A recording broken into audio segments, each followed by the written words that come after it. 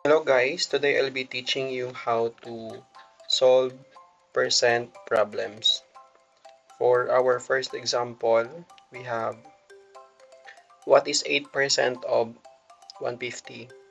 So we're going to determine kung ano yung 8% ng 150. For this problem, we're just going to multiply 8% to 150.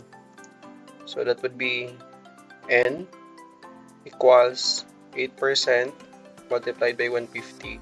So before that, we need to convert this 8% to decimals. So if you haven't watched my video about conversion of percent to decimals, pwede dun siyang i-check sa mga previous videos ko.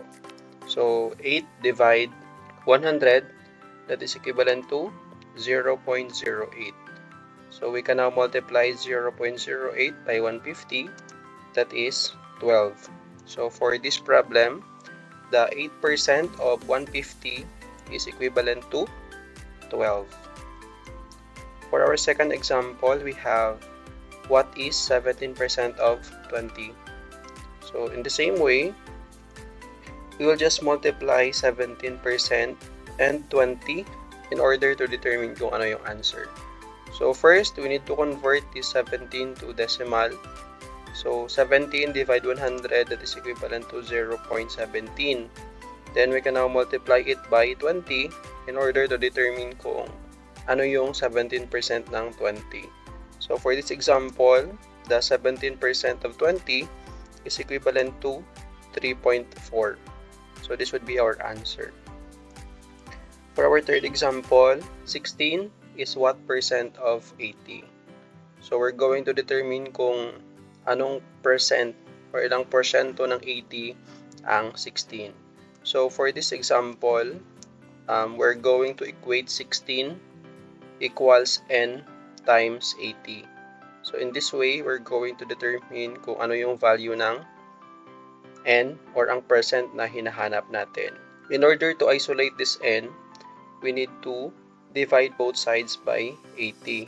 So that would be 16 over 80, divide n times 80 over 80. So in this way, 80 can be cancelled out.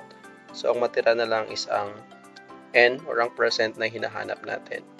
Then we can simplify 16 over 80, that is equivalent to 0.2. So since percent yung hinahanap natin, we multiply 0.2 by 100. Or we can just move the decimal to the right 2 times. So that would be 0.2 times 100, that is 20%. So this is our answer. Meaning to say, 16 is 20% of 80. For our fourth example, we have 12 is what percent of 300. So in the same way, we're going to equate 12 equals what percent of 300.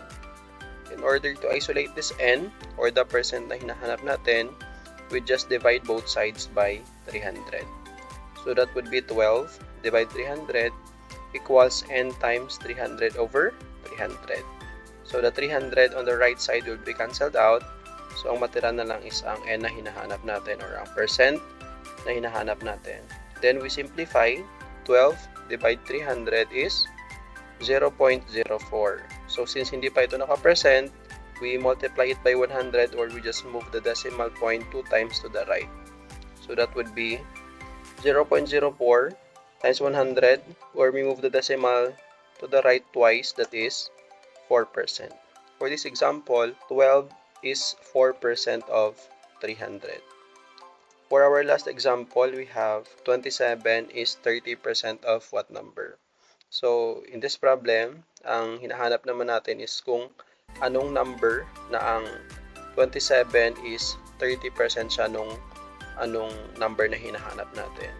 So, first, we're going to equate 27 equals 30% multiplied by yung number na hinahanap natin. So, first, convert muna natin tong 30% into decimal. So, that would be 30% divided 100, that is 0.3. Then we divide both sides by 0.3 para ma-cancel out yung n. So 0.3 would be cancel out. So, ang matira na lang is ang n or ang number na hinahanap natin. Then, we simplify. We have 27 divide 0.3. That is equivalent to 90. Meaning to say, 27 is 30% of 90. If you like this video, please don't forget to follow.